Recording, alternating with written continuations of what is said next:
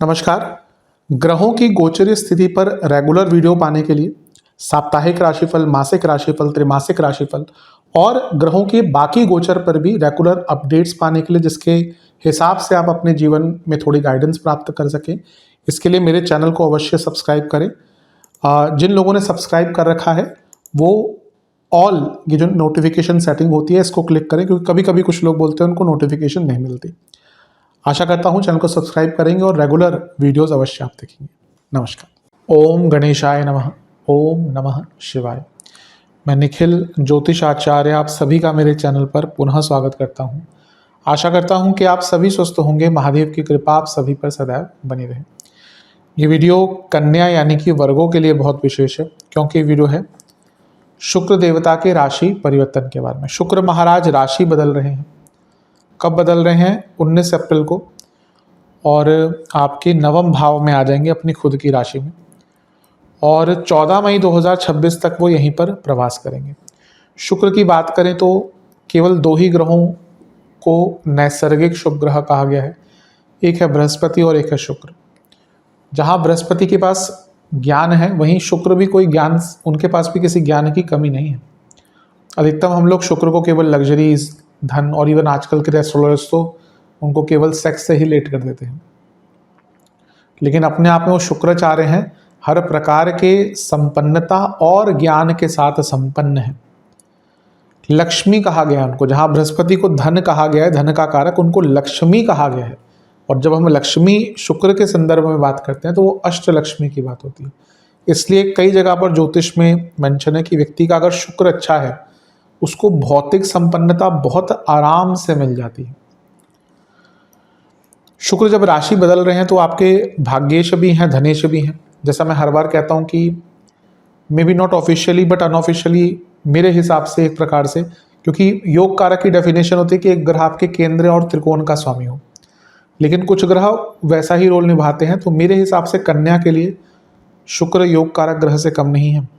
उन पर शनि की दृष्टि भी होगी, और शुक्र अपने से दूसरे भाव को बली करते हैं, वहीं बृहस्पति अपने से 12वें भाव को पॉजिटिव इम्पैक्ट देते हैं। तो ये जो परस्पर संबंध है ये भी कुछ रिजल्ट लेकर आएगा।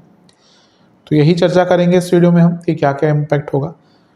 लग्न राशि या चंद्र राशि यदि आपकी कन्या है, दोनों ही गाइडेंस के लिए इस राशिफल को देख सकते हैं। जहाँ से सूट और लेट ज़्यादा करता है वहाँ से देखिए। व्यक्तिगत तौर पर मेरा मानना है लग्न से देखेंगे तो अच्छा, इनकेस नहीं पता है तो चंद्र राशि से भी इसको देख सकते हैं। शुरू करते हैं इस अत्यंत महत्वपूर्ण राशिफल का। शुरू करते हैं। नवम भाव के शुक्र, और क्या चाहिए आपको? लक्ष्मी के कारक, लक्ष्मी स्थान के स्वामी, और क्या ही चाहिए आपको? शुक्र या कोई भी ग्रह फॉर दैट मैटर अगर अपनी राशि में आता है तो वो स्ट्रांग हो जाता है, उसको बल प्राप्त होता है, उसको स्थान बल प्राप्त होता है। एक ग्रह उच्च का होता है तो बली होता ही है। उसके बाद इन डिक्रीजिंग ऑर्डर मूल त्रिकोण, फिर स्वराशि, इस प्रकार से मित्र राशि आदि करके होता है। तो एक स्वराशि का ग्रह भी बहुत बली होता है। तो जब एक ग्रह स्थान बली होता है, जैसे शुक्र हो रहे हैं, वैसे ही वो भाव भी बली हो जाता है, और ऑब्वियसली नवमेश है तो ये भाग्य का बहुत साथ मिलने वाला है। वो भाग्य की वृद्धि करने वाला योग आपके लिए बन रहा है। भाग्य बहुत तेज गति से साथ देगा। लक्ष्मी भाव का स्वामी जब लक्ष्मी भाव में आता है तो लक्ष्मी की वृद्धि होती है। और जैसे मैंने थोड़ी देर पहले कहा, शुक्र अष्टलक्ष्मी है। अष्टलक्ष्मी में धन लक्ष्मी, वैभव लक्ष्मी, योग लक्ष्मी, इस प्रकार के 8 स्वरूप हैं लक्ष्मी जी के। लक्ष्मी जी की भी कई पूजाएं होती हैं, कई प्रकार के उनके अनुष्ठान होते हैं। तो उसमें अष्टलक्ष्मी जी की भी एक पूजा होती है, बहुत बहुत विशिष्ट पूजा होती है। बहुत कई ऐसी सामग्रियों के साथ उसमें पूजा करी जाती है अष्टलक्ष्मी जी की। तो यहाँ पे जैसा मैंने कहा ना कि जब नवम में शुक्र आ रहे हैं तो लक्ष्मी का स्वरूप बन के आ रहे हैं, तो लक्ष्मी की वृद्धि होगी, भाग्य की वृद्धि होगी, धन की वृद्धि होगी, कोई रोक नहीं सकता।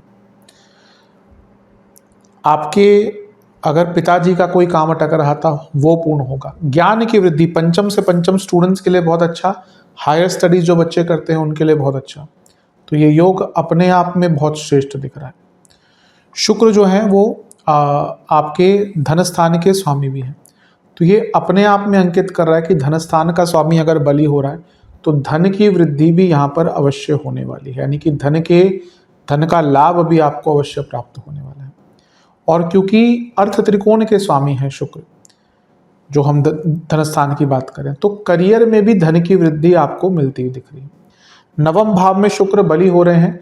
अगर आपको कार्य क्षेत्र में कोई ट्रांसफर आदि चाहिए था तो उसका योग भी यहाँ पर बहुत पूर्णतः अच्छी तरह से बनता हुआ दिख रहा है। तो ये सारी ही चीजें आपकी फेवर में जाती हुई दिख रही हैं।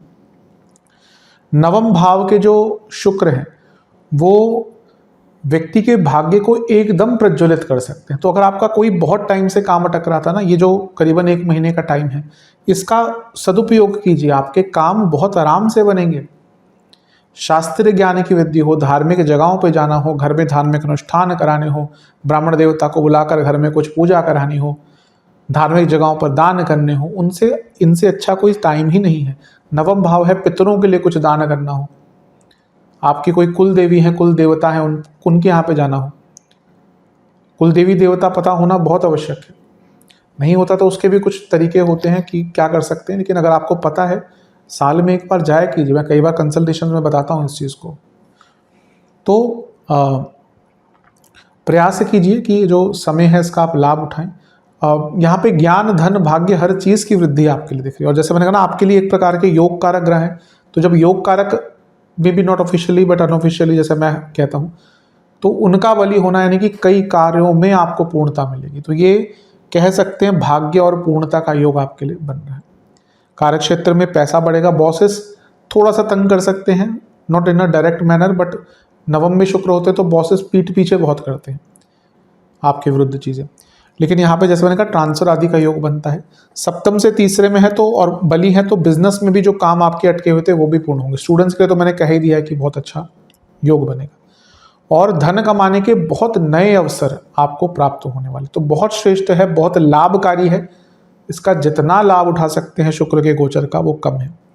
11वें से 11वें में शुक्र का बली होना, यानी कि लाभ अपरंपार मिल सकता है। कोई धन से संबंधित आपके काम अटक रहे थे ना, वो इस कालखंड में पूरे हो जाएंगे, इसमें कोई दो राय नहीं। शनि की दृष्टि भी है। शनि आपके पंचमेश है और शुक्र आपके नवमेश है। तो ये जो इनडायरेक्टली या डायरेक्टली भी कह सकते हैं, दो त्रिकोणेश का मिलन हो रहा है, ये अपने आप में भाग्य वृद्धि का योग है। फिर से कहूँगा, स्टूडेंट्स, क्रिएटिविटी, नॉलेज, धर्म, इन सब में लाभ मिलेगा। और दो त्रिकोणों का संबंध तो महालक्ष्मी योग कहा जाता है। छठे घर के स्वामी भी हैं शनि, तो छठे घर के स्वामी का जब नवम के स्वामी के साथ मिलन कुछ होता है, तो इवन आपके कुछ लीगल काम बहुत अटक रहे थे ना, उनको भी डायरेक्टली इनडायरेक्टली काम उनको पूर्ण करने का मौका आपको मिल जाएगा। तो ये भी बहुत श्रेष्ठ है। और अगर हम शुक्र की अवस्था देखें तो शुक्र यहाँ से तीसरे घर को भी देख रहे हैं, तो भाग्य का साथ तो मिलेगा ही, परंपरा, अपने जो पराक्रम है उसको भी अपनाएंगे, उसको भी निभाएंगे और आगे बढ़ पाएंगे। तो ये बहुत श्रेष्ठ योग बन रहा है। हर एरिया में इसका अच्छा लाभ है। वैसे समय का बॉसेस से थोड़ा सा बच के रहिएगा। किसी को ना बहुत डोमिनेट करने की या किसी को नीचा दिखाने की कोशिश मत कीजिए। वैसे तो कभी भी नहीं करना चाहिए, यहाँ पे स्पेशली आपको ध्यान देना है। और क्योंकि तीसरे घर को देख रहे हैं तो दोस्तों आदि से थोड़ा झगड़ा हो सकता है, भाई बहनों से पैसों को लेकर थोड़ा झगड़ा या मेटलिस्टिक चीज़ों को लेकर झगड़ा हो सकता है। तो इन चीज़ों से बचें। जैसा मैंने शुरू में कहा था कि शुक्र अपने से दूसरे, तो बृहस्पति अपने से 12वें भाव को पॉजिटिवली इम्पैक्ट करते। तो सारी ही चीज़ें बता रही हैं कि ये दोनों ही चीज़ें बता रही हैं कि आपका 10वां नवम भाव इस प्रकार से कनेक्टेड है। तो ट्रांसफर्स, कार्यों में सफलता और अपने अटके हुए कार्यों को पूर्ण करने का बहुत सुंदर योग बन जाता है। तो देखें तो बहुत श्रेष्ठ ही बन रहा है। सेहत की बात करें, जिनको डायबिटीज़ है, हार्मोनल प्रॉब्लम है, दंत विकार यानी कि दांतों की प्रॉब्लम, नेत्र विकार, विजन की problem, hormonal issues, auto immune disorder और नसों की प्रॉब्लम है, उनकी दिक्कत यहाँ पर बढ़ सकती है।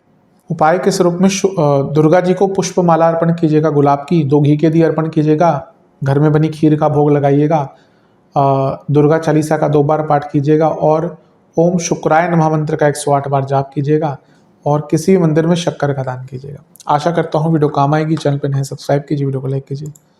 मिलता हूँ मैं आप सभी से अगली वीडियो में, तब तक के लिए ओम नमः शिवाय।